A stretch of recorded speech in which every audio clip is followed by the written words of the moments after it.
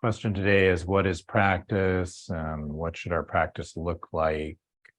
And we'll think about that a little bit in the context of being a successful meditation teacher. One definition of personal practice would be commitment to creating the space to evolve ourselves, commitment to creating space to evolve ourselves.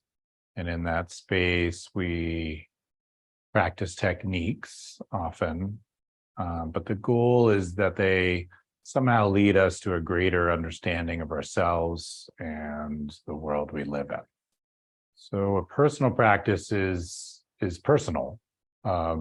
It addresses the unique nature of ourselves, and at the same time, it's guided by a greater viewpoint or a set of teachings. And it's this balancing of the personal and universal that's the key to a successful practice. The balancing of the personal and the universal. We're all going to take a breath and let those ideas sink. The balance of those two things. Ideally, eventually they become one thing, but for most of the ride we're on, there's two things, right? Sort of floating through our awareness. So what's the personal? I'm a person, I'm a human, I have this body, and all the things that might entail for us. Even in something as simple as sitting in meditation, what unique challenges, superpowers does my body have that I can do this practice? Yoga asana was kind of invented for this purpose, to allow us to meditate. And of course, we have our experiences and all the things from our past that have brought us to this point. And this is all personal to each and every one of us. We have some universal experiences, but really, if you step back and think about how you perceive them, they're personal, right? Your family of origin, the way you grew up, all the ways in which your childhood informs you, makes you who you are today, all the things that you've had to do to work through the difficult parts of any of that.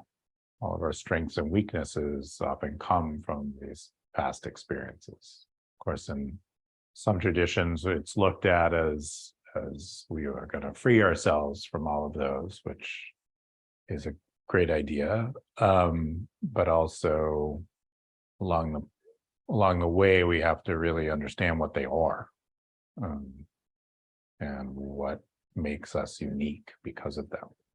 And then we have our thoughts. So we have our experiences and the thoughts about them, but we have these thoughts driven by those experiences. It's also driven by the body and driven even by the present, even in meditation. So we have our thoughts, and of course, there's lots of things that are similar about our thoughts as humans, but we all have our own spin on that filter. Our thoughts have a kind of personalized stamp on them. There's even our personality affects our thoughts. And with all that, we have our current, present life circumstances. So what do we have to do every day to survive? Who do we take care of, including ourselves? Do we have some illnesses or things we're struggling with personally that need to be tended to? So when some people think about sort of personal practice and the meditation teachings, and we read the texts and the instructions, there's a lot of universal, which we'll get to in a minute. But what a meditation teacher really does for somebody is help them sort of blend, these bigger teachings into some sort of personal package that suits the individual. And today we're our own meditation teacher. So today we have to take all these into consideration when we think about our own personal practice and what that looks like. In yoga teachings, there are these kind of concepts are addressed in these ideas of karma, which is how our past actions and experiences affect us presently, and dharma, which is like what is the life path that we're supposed to be on in order to become more self-realized and know ourselves more. So I've always loved the way it's built into those teachings. And this is all personal. Nobody has the same dharma. No two people have the same karma. Just like fingerprints or snowflakes, like we mentioned last time, we're all different. So we're going to have all that in our space when we're thinking about what is the practice that would be most beneficial for us right now. We could even take a moment now and kind of say to ourselves, okay, what is my meditation practice? And in what ways am I considering all these things for myself when I put it together? The amount of time I spend meditating, the practices, even being in this course, right? Maybe part of your dharma and karma, right? To be here learning about this. And then we have the universal part of our practice. And there's messaging in there that we're part of something bigger and all-encompassing that is unending. Also that we have similarities as people that bind us together and give us common experiences. So there's something larger than us, and there's something similar about all people. And in a way, we meditate to get some access to that. Another word would be awareness. Another word would be understanding. Another word would be a felt sense of these things. And some words we might use, and there are so many, are truth, honesty, or transparency, maybe love is a word we might use, or the concept of the present moment. These are universal possibilities, experiences, and words that remind us of this thing that's not personal. If our practice is going well, or if you wanted a goal, one goal might be that our practice allows us to see the universal and the personal more clearly, which allows us to then evolve and realize ourselves. So the practice allows us to see these two aspects more clearly. Not one of them, but both of them. We will deeply integrate this concept into our thinking that both the universal and personal matter. And to understand it enough and to be a meditation teacher, we must be on this kind of path where we're trying to balance these two areas. And the method we'll be studying and the sort of viewpoint we'll be studying has this in mind. So when I put together the method, which is based on teachings, this was the main thing, like how do we do these two things?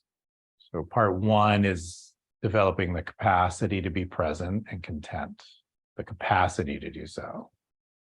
It's a shift in our state that allows us to be in the present moment and have that awareness. In some Buddhist traditions, it's called a tranquility state, and it's translated, which is a lovely word. So can we sit in a way with a technique that works for us in a personal way that allows us to kind of drop in and be present and tranquil and have a felt sense of that experience? Each person might describe that felt sense in a slightly different way. But what's important is that they get there, whatever that means to them, based on all these things we were just talking about.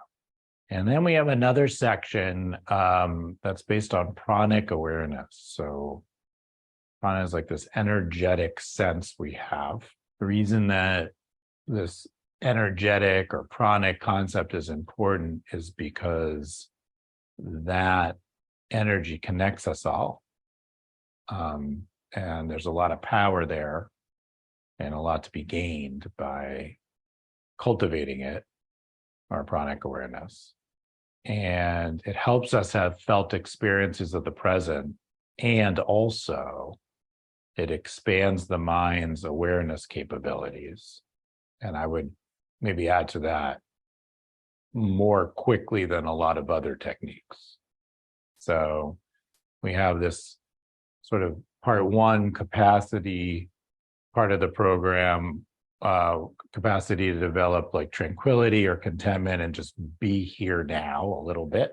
And then we have this second idea of expanding our mind through pranic awareness so that our minds are on a hopefully continual expansion mode where our mind can see and kind of handle more and more input. And then the third part is really actively cultivating the experience of surrender, which is a key element in any evolutionary practice. It doesn't matter what tradition you're looking at, there's always this piece of being able to let go of the personal mind and letting that influence how we individually see things. So we take our individual and we actively surrender it to the universal. And in some traditions, this is the only practice. You could certainly take that concept and run with it forever and do very well in terms of spiritual practice, in my opinion. But it's easier with the first two parts. It's more effective.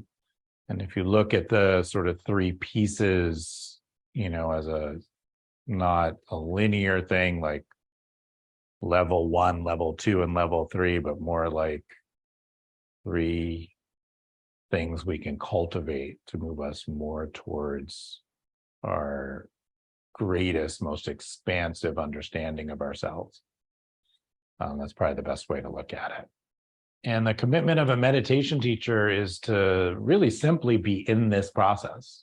So to practice enough to see the world through a widened perspective at times, so that we can help others do the same. And all the great teachings and teachers and texts point us towards a way to help us do this. They orient us to this way of thinking. And I would offer that there's no precise formula for this, but it does require a commitment to a regular meditation practice. So that the mind can be still and can be trained a little bit to work at its fullest potential and be in a situation where it doesn't get lost in a limited perspective. And of course, it's hard not to judge ourselves in our progress, because really, who starts a task saying, it doesn't matter how this ends up, even though those are the teachings. Nobody really does that. We don't mow the lawn that way or wash dishes that way, or even take like a meditation training in that way. We all have like some sort of goal or plan or an idea, at least. If our personal practice is working well, it's going to be helping us fuse the different parts of our mind and awarenesses so that we can hold the goal of these like linear kind of goal-oriented parts with the universal present non-goal oriented parts. And different teachings have different ways of looking at this. Patanjali in the Yoga Sutras outlines like a kind of linear path towards this, which is really useful in so many ways. Vasugupta, who wrote the Spandharakita, shows us a non-linear approach to get to the same place. So like they're philosophically, in some ways, totally different, but they're not really different, despite what all the arguers of the world might tell us, right? Every teaching has a useful viewpoint, And they're all trying to get us to understand a universal truth and have us do that in the context of understanding our personal spiritual nature. So it's always in there somewhere. So in terms of ourselves and our practice, what are we going to ask of ourselves, right? What do we ask of ourselves with all this in mind, right? In terms of having a personal practice, some ideas that I just like to put in our heads at the beginning of this training is it should be systematic in some way, right? There's some sort of plan and something for us to lead on. It's hard to do anything without that. Should probably be informed by teachings and teachers, people who have, maybe more experience than us. We're going down a path that they've been, and we can see that we might be going in the right direction. But with that said, it should also be viewed as like a living, breathing thing that can change. Your practice is like any living thing. It changes and evolves with time. Those systems that we develop should change as time goes on. Even the teachings that we're gravitating towards, or the aspects of the teachings, will change. Our viewpoint of those teachings will change. Right? Our understanding of those teachings will change and look totally different. If we're more of the orientation, like we like things to be the same all the time, we're going to have to, keep in mind that that's maybe not exactly how it's going to go. And just prepare our minds for that so that we can be more successful. And if we do this, we will become more self-realized. We'll have a greater connection to all of nature in a universal way, and that also includes the people around us and the spaces in which we live and dwell. It's nice to remember we never be smarter or better or more involved from our practice than other people, because there's no such thing. Because in a way, we're all the same doing this thing. So it's definitely about personal evolution, but we can use our experience as a vehicle to understand others a little bit more and to help them in their process. That's our goal in terms of helping other people, is just to really use those nuances in our understanding of ourselves to help somebody along that same path.